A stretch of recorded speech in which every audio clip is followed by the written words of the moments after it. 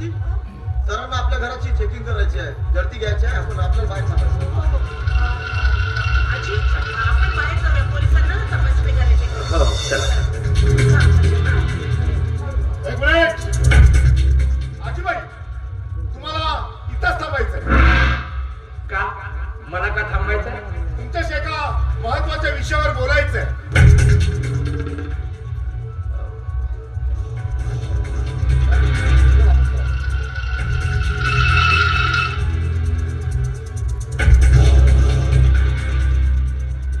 बोला, काय बोलायचं या आजीबाई सोबत? आजीबाई Nilesh, you are under arrest. तुझा खेळ संपला आता. अच्छा, म्हणजे मी कोण आहे काय आहे याच्यासाठी तू माझ्या मागावरच होत असत. हो. आणि ओळखलं सुद्धा तुम्हाला. हो. पण मला माहित आहे मी इथे आहे ती खबर तुला कोणी दिली असेल. ठीक आहे, अरे तुला जर मी सापडलोच आहे तर तू तुझं काम कर आणि माझं काम मी करतो.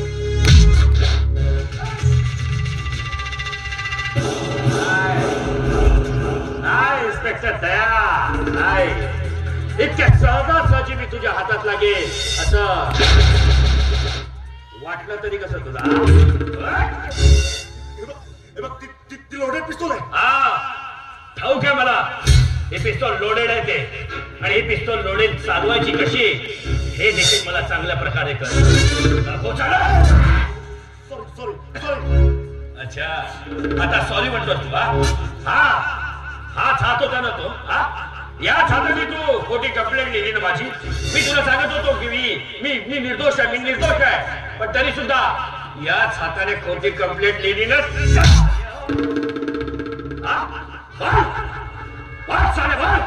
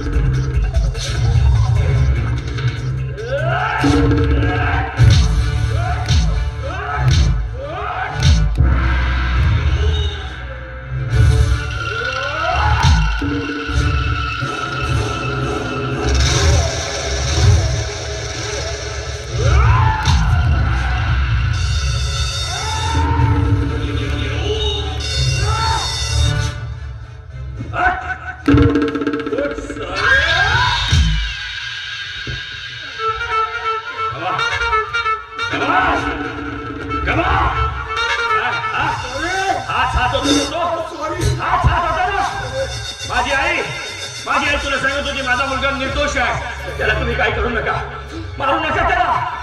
पण तरी सुद्धा याच हातानं तू तिचे केस धरले, याच हातानं तिला मारझोड केली ना. हाच हात होता ना तो.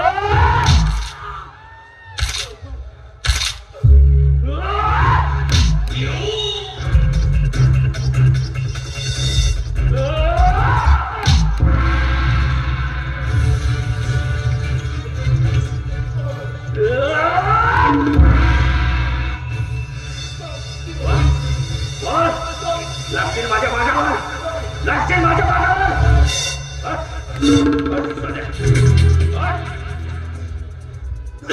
काय आता तुला अशी शिक्षा देईल की हाच तू आपल्या गळ्यामध्ये अडकून राहशील 3 महिने जेव्हा तुला माझी आठवण येईल ना, तेव्हा हाच विचार करशील की एका निर्दोष माणसाच्या विरुद्ध आपण खोटी साक्ष का दिली.